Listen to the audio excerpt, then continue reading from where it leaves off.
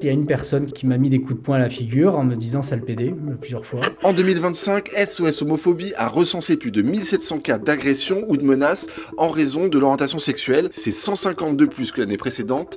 Et parmi ces agressions, 70 guet-apens homophobes. Quand j'en parle, j'ai les images qui surgissent. Il y avait des gens dans le métro, j'avais l'impression qu'ils ressemblaient à mes agresseurs. Notre reporter Marc Bertrand a recueilli le témoignage d'une victime d'un de ces pièges sur une application de rencontre. C'était il y a 3 ans sur Grindr. La rencontre se fait dans un parc avec un homme masque chirurgical sur la bouche à cause d'une soi-disant allergie au pollen. On commence à marcher. On arrive dans un endroit sombre, il n'y avait plus de lumière. C'est là où il m'a en fait attrapé par le cou. Il a commencé à m'étrangler. Et il y a 3 personnes qui ont surgi, qui étaient cachées plus ou moins derrière des arbres. Il y a une personne qui m'a mis des coups de poing à la figure en me disant sale pédé plusieurs fois. Je comprends que je suis ciblé en tant qu'homosexuel. Si c'était juste pour un vol, ils n'avaient pas besoin de le dire. Il crie, ses agresseurs s'enfuient avec sa carte bleue.